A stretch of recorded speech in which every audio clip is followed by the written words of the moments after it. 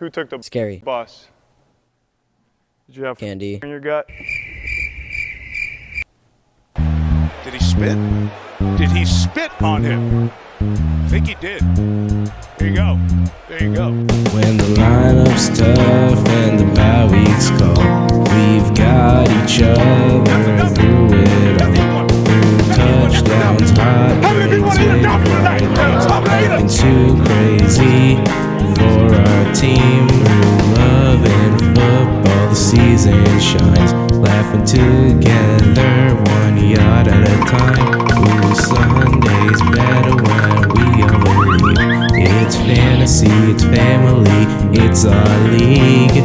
Yeah! Why do I look so fucking beautiful?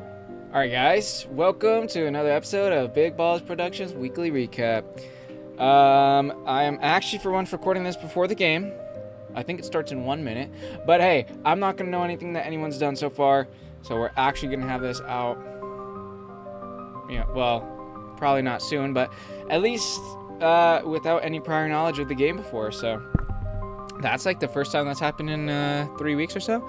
So this is the Halloween episode. Hopefully we can get this out tomorrow on Halloween, and Harrison can do some spooky Halloween editing. I don't know what, but you know, he can do something cool like that. Maybe the Grant Williams basketball costume. We can have that right here. This will be the thumbnail for the Halloween episode, is me reacting to the Grant Williams basketball costume. All right, something like that. All right. Anyways, guys, let's get into the freaking recap. Week 8. 8 weeks officially through with the season. I'm number 1 seed now. That is really not a big deal because I really doubt I'm ever going to continue to be there. What is big news is that Armando finally lost a game. Getting a little concerned that he actually might be undefeated, but Peter, out of everyone, was the one to take him down, so shout out Pete. Gabe and Sean still with 1 win each. Current playoff teams, me and Armando got the bye. And then we got Edge City, Rob, Pete, and Alejandro, but Alex is in there as well at 4-4. And then, you know, the little Chumpletons at the bottom are still trying to make their move in.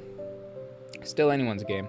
But anyways, on to the recap. Me versus Gabe. I crushed Gabe. Gabe's team did suck, but I actually still put up a really solid performance. Mostly because of James Cook. Travis Kelce came out of nowhere and played good. Jamar Chase, solid, really, really good performance from my team. Gabe's team did not even hit 100 points, which is quite unfortunate. Even Christian McCaffrey stank, thank God. Darnell Mooney, who I drafted and dropped, and maybe Gabe was hoping for a revenge game or something. No, he put up 2.1. His best player, frankly, was Kyle Pitts. So yeah, another typical Gabe game. Holy shit, Gabe game. Of course, he had almost all of his starting lineup on the bench because of their bye weeks. So, the hell. All right, before Harrison interrupted, I was saying that Gabe had all of his starters on their bye. So, yeah, he was always going to lose. I'm not really doing victory laps about this one, but still pretty funny that he only put up 97. Anyways, what the actual hell is wrong with this app, dude? There's some kind of bug with it. Bauer won against Sean. It's not really popping up his score, but I know it wasn't sensational. Somehow he threw together a bunch of waiver wire picks and they just hit. And Sean, of course, got fucked over by, well, his team's sucking for sure, but also Scatbo getting injured. Dude, he had 115 points. Tucker Kraft supplied a quarter of his points, which is crazy. But yeah, nothing crazy here. Bauer gets his 3rd win. He might go on a little tear here. We might be seeing the first Bauer playoff season. That's pretty awesome. Sean at 1-7 still, so he and Gabe are battling it out to see who is the bummest. Oh my God, I didn't even realize this. I thought 97 was bad for Gabe. Armando only put up 96. Damn. Yeah, his team kind of stunk this week. Jake Ferguson, 0 points. That's awesome. Shout out Pete, man. I mean, it wasn't a crazy week. He still had a goose egg from Quentin Johnston, and some of his players didn't perform phenomenally. Actually, no one really stuck out, besides the Bills' defense, which was awesome. And that really gave him a hand up. Yeah, that like basically was the difference of the game. If he had any other defense, probably would not have made that. But yeah, shout out P. I don't think this really does anything to Armando's legacy, but I'm happy for it. I'm happy to enjoy 1 week as the #1 team. That's awesome. Then we got Brian versus Alex and Esgardo. They low-key mopped the floor with him. Rashi Rice is their whole team is just disturbing, dude. Like, it's insane. Brian has Jonathan Taylor and Dallas Goedert and can't do anything. Oh, wow. Yeah, pretty bad. I mean, obviously, Baker Mayfield had a pretty bad game, but Jordan Love on the bench there makes it look a lot worse for Brian. So yeah, Brian stays 3-5, still has a chance to make the playoffs. Alex and Esgardo still making the push for one of those bye weeks at 6-2. Pretty solid performance by them there. And then Rob versus Ish. Rob really put up a good game this week with 158. And he had quite a few very, very good players. Holy hell. Josh Allen, Jalen Waddle, Khalil Shakir, and Kamani Vidal, all with 20-plus points. That's really good. Ish is still struggling to get things moving, but his team is quite nice. Josh Jacobs, Devon Achane, Dak Prescott, George Pickens. He had Devontae Adams on a bye. Like, Ish certainly could. He's still got the same record as Ryan and Bauer. One of those three might be able to sneak it in. And if Ish starts getting a couple lucky wins, it could be him. It's not horrible. Rob's just a really good team at 5-3, so I wasn't expecting him to win that either. But solid performance from Ish, and he could do better moving forward. And then finally, the best player of the week, Alejandro, 179 points, fucking crazy, against Alex. Holy hell, dude. It gets worse and worse. Only 87 points from Alex this week. Wow. That's quite unfortunate. Negative 3 points from his defense. And Kayshon Boutte, Xavier Worthy, and Oronde Gadsden on the bench. I mean, he could not have been saved going up against 179, but would have made it a little bit better. And Armando has a oh my God, Alejandro has 2 kickers. One of them's Chris Boswell, and he's on his fucking bench, and he put up 20. But it doesn't really matter because he also has Chase McLaughlin, who put up 17. Why the fuck does he have 2 kickers, and why are they both amazing? Why did no one ever bring this up? What the fuck, dude? Saquon actually had a solid game. Michael Pittman, really good game. And his defense and kicker also killed it. Like, yeah. The stars finally aligned for Alejandro, and I'm loving it. So that was a great game from him. One of the best so far this season. And he's now at 4-4. Alex falls to 4-4, so that could be a very heavy implicative game for playoffs. So we'll see how that goes down. But very great performance from Alejandro. And then we're going to move on to the predictions for Week 9. Like I said, first time that we're actually starting before the Thursday night game, so I will not have anything change my mind. Oh, I forgot the games actually start at 5, so we're well before the game, guys. Don't even worry. All right, first matchup, me versus Robert. I can't lie, I'm actually a little scared of Robert. His team's actually pretty good. I have to say myself because, well, I've got Brock Bowers back, which who knows, you would think would be good, but we don't know for sure. And then Rob definitely has some really good players on this team, but some of them can be duds instead of studs. Certainly me as well, with Keenan Allen and Cortland Sutton dropping the ball sometimes. But Tyrone Tracy, nice addition by me. Don't know why none of you idiots didn't pick him off waivers. So we'll see. I think it's going to be a very close game. I'm going to say myself just because obviously I want to win.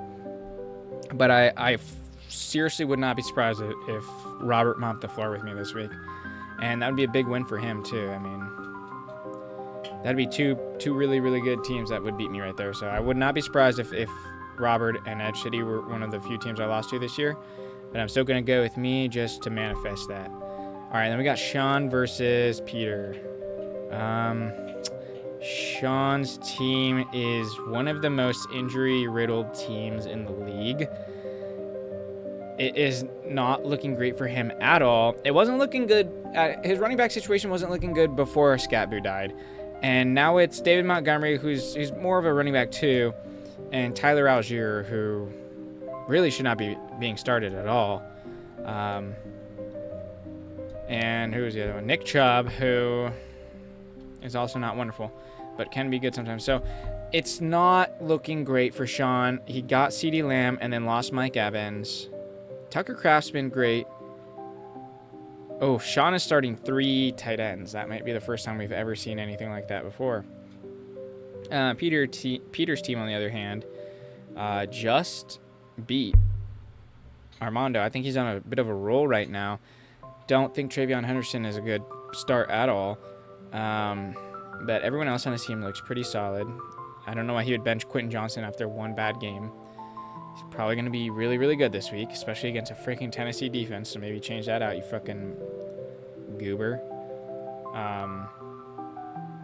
Actually, I guess he can't. Wow, yeah, it really is. It is a hero ball with Derrick Henry, and he only employs fucking Patriots and Ravens running backs on his roster. So that's crazy, because he has the one starter for Baltimore and then has to choose every week which of the 3 he's going to start for New England. So I don't know what the hell's going on with this guy. I think he's going to win this week because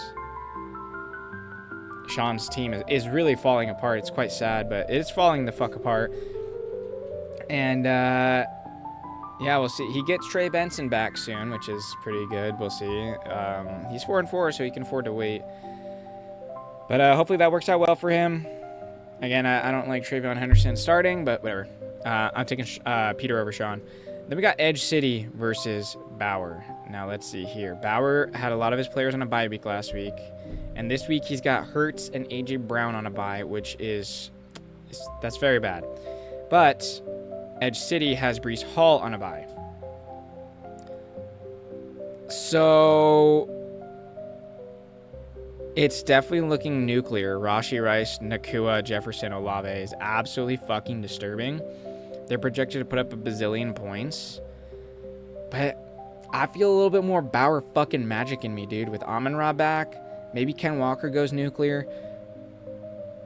Drake May might have... He's finally putting in Drake May. Because he has to. Because Jalen Hurts is out. So I would love to manifest a win for Bauer here. It's still a ragtag group of misfits for him, but fuck it, dude. I think this is going to be an upset, and I'm praying for it. Give me Bauer over Edge City. And then we got Ish versus Armando. This one's actually pretty close, and Armando's currently projected to lose. He's got Bucky Irving and Igbuka on a bye. Like I said, Ish's team can be good. He does have Devontae Adams back.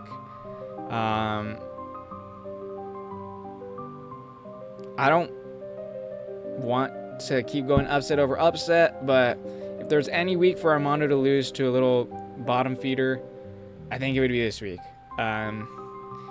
So for the sake of keeping things fun, yeah, actually Armando's got a couple questionables on his roster as well.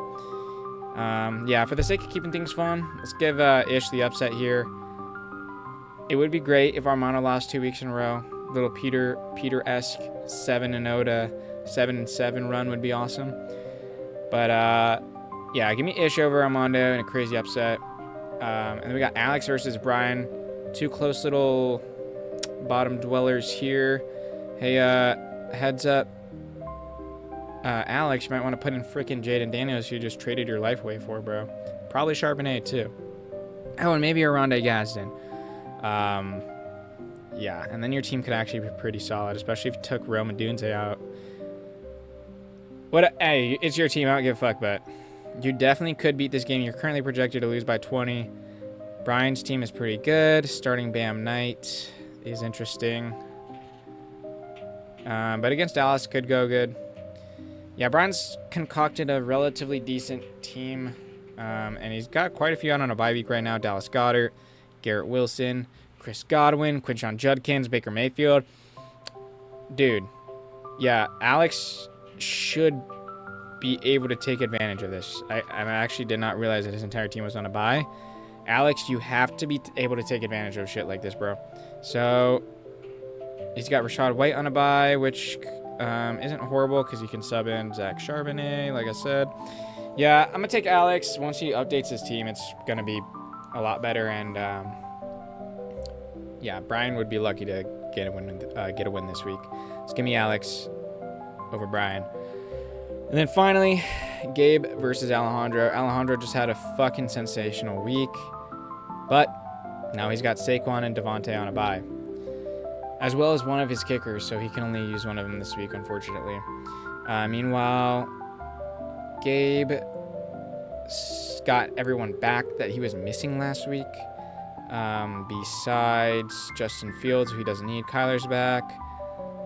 So, yeah, really high week for Alejandro last week and really low week for Gabe last week. But I think we're going to see that swap this week. Gabe's going to get his second win on the year.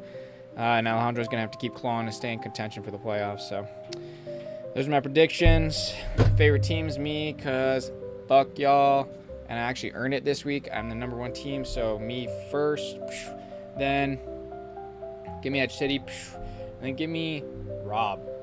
Yeah. 2 weeks, no Armando. Or actually, I probably included him last week, but not this week. He doesn't move me anymore. Not after the loss. He doesn't move me. And then my worst teams, well, gotta go Sean last place. His team is actually, it's on at this point not really his fault. Everyone on his team has died. Scatboo, Darren Waller's on IR, Mike Evans is on IR, so he's fucking cooked for the season probably. So give me Sean, and then give me. Actually, I'm just gonna keep it there. I guess you can throw Gabe after, but honestly, now that we're this deep in the season, things are separating a little bit.